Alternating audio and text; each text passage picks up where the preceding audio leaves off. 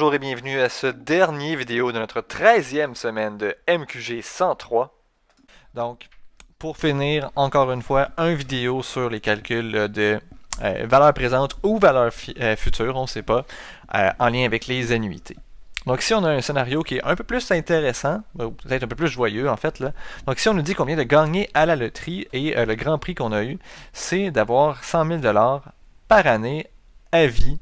Et on nous dit que le premier versement va se faire dans un an. Donc c'est pas cette année que ça se passe, c'est vraiment l'année prochaine que ça l'embarque. Donc, évidemment, quand on a une nouvelle comme ça, on est très content, mais on peut se dire, ben moi j'aimerais ça l'avoir tout de suite, mon argent, j'aimerais pas ça. Je ne veux pas attendre là, à chaque année d'avoir le 100 000 qui rentre, je voudrais l'avoir tout de suite, puis gérer moi-même qu'est-ce que je fais avec cet argent-là. Le problème avec ça, c'est que l'argent, le 100 000 que j'ai aujourd'hui, c'est clairement pas la même valeur que le 100 000 que je vais avoir dans 10 ans, dans 20 ans. Donc, si jamais on leur demanderait de nous donner tout de suite tout l'argent auquel on devrait avoir accès, là, tous les 100 000 $, ben, ils vont pas juste nous donner un gros paquet d'argent, ils vont nous donner un paquet d'argent qui prend en considération justement que notre pouvoir d'achat va être moins important dans le temps. Donc, qu'est-ce qui cause toute cette baisse du pouvoir d'achat-là, finalement? Ben, c'est ce qu'on appelle le taux d'inflation. Donc, pour la situation ici, on va considérer que notre taux d'inflation annuel est de 2%. Et donc, la première question, là, en A, on nous dit, bon, quel est le montant qu'on pourrait accepter aujourd'hui si on considère que gagner 100 000 $ à vie, finalement, ça veut dire gagner 100 000 $ par année pendant seulement 25 ans. Donc, c'est quoi le montant qu'on va accepter dans tout ça? Donc, qu'est-ce que nous, on veut savoir? Mais on veut savoir aujourd'hui, donc la valeur actuelle, aujourd'hui, on sait déjà qu'on va aller calculer le PV. Donc, combien est-ce qu'on devrait recevoir pour justement là, que le montant qu'on reçoit prenne en compte la perte de valeur qu'il va y avoir dans le temps?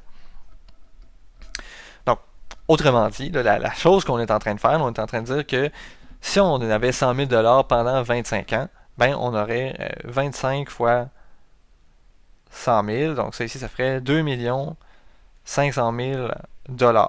La différence, c'est que recevoir donc ce 2 500 000 au total après 25 ans, c'est pas la même chose que recevoir 2 500 000 aujourd'hui.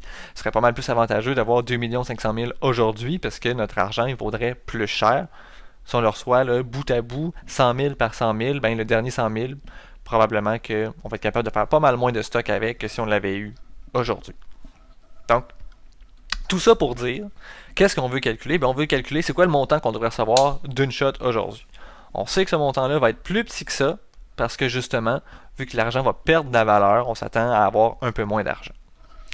Donc le calcul, on y va avec le PV, on fait la sommation, donc s'il y a combien de versements? Ben, il y en a 25, parce que ça dure 25 années.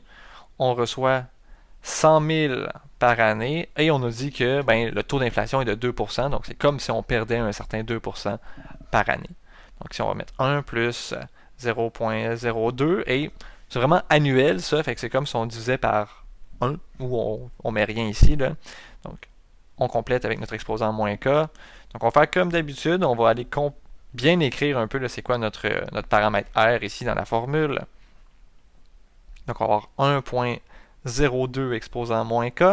Et là, on peut aller utiliser, en utilisant le A et le R qui est ici, la formule géométrique que l'on connaît très bien.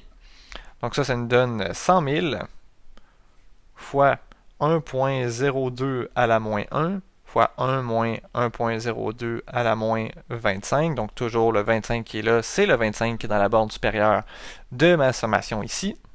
Ferme la parenthèse. Je mets 1 moins 1.02 à la moins 1 au dénominateur. Et une fois que j'ai ça, ben là, je calcule. Et j'ai 1 952 345 et 65 $. Donc vous voyez là, qu'il y a quand même une bonne perte de valeur. Là, on est passé de 2 500 000 qu'on pensait peut-être avoir, mais vraiment la valeur de ça, c'est un petit peu moins que 2 millions. Donc, ça fait du sens un peu ça à quoi on s'attendait. On s'attendait que ce soit un montant qui soit inférieur aux 2,5 millions. C'est beau. On a maintenant là, une question B. Question B, elle va un peu plus loin que ça. Elle nous dit, on a encore gagné la même chose, le 100 000 $ par année, mais on enlève la limite du 25 ans. On prend pour acquis que si c'est moi qui ai gagné, ben, une fois que moi je vais mourir, ben, ça va transférer à mes enfants. Eux vont avoir 100 000 par année. Une fois qu'eux vont mourir, ça va transférer à leurs enfants. Ils vont avoir 100 000 par année. Une fois qu'eux vont mourir, ça va transférer à leurs enfants. Et on fait ça là, un peu jusqu'à la fin des temps. Ou en fait, on va faire ça jusqu'à ce que le 100 000 ils valent plus rien. Parce que c'est toujours le même montant. Ça va toujours être 100 000 qui va être versé année après année. Mais il va toujours avoir de l'inflation là-dessus. Fait que le 100 000 il perd de la valeur. Jusqu'à éventuellement, il vaudra absolument plus rien. Si on pousse le système assez loin. Donc on va aller voir. Ça ici, c'était pour le A. On va faire la même chose pour le B. Donc avec cette nouvelle mise en situation-là, où vraiment le tout peut aller un peu jusqu'à l'infini. C'est vers là que je m'en allais. Donc, on va faire le même genre de calcul. PV est égal à sommation, K est égal à 1. Mais à place de mettre un année limite, ben on va dire que ça ici, là, ça peut rouler jusqu'à l'infini. Le reste, c'est pareil. Donc, on met notre 100 000, 1.02 à la moins K, comme ça ici. Et on applique la fameuse formule. Donc, on a 100 000 fois 1.02 à la moins 1, 1 moins 1.02 à la moins infini. Tout ça divisé par 1 moins 1.02 à la moins 1. Donc là, 1.02 à la moins infini, qu'est-ce que ça donne? Il faut se rappeler ça, là, mais on avait vu ça avec les limites, je crois bien. Là. Donc ça ici, ça donne 0 en fait. Et en remplaçant ça par 0, on va pouvoir aller calculer tout le reste. Ça ici, là, au final, ça va nous donner un total de 5 millions si on prenait la valeur actuelle aujourd'hui. Donc, si on nous offre que ça dure là, tout le temps pour des siècles et des siècles, que ça se transfère là, à nos enfants, à nos petits-enfants, à toute notre progéniture, à toute notre future lignée, si on accepte ça, ben ils sont contents, eux, ils vont avoir un montant de 100 000 OK, mais on ne sait pas qu'est-ce que ça va valoir vraiment pour eux à ce moment-là.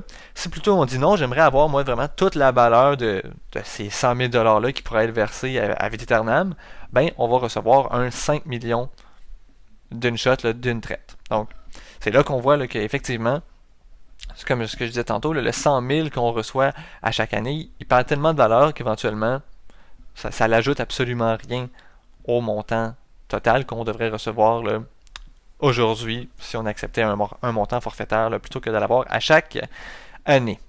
Je vous rappelle encore et toujours que c'est hyper important de rire à chacune de vos journées. Ça fait toute la différence. J'espère que vous allez avoir réussi à rire un petit peu aujourd'hui. Je vous souhaite une excellente journée. Ciao!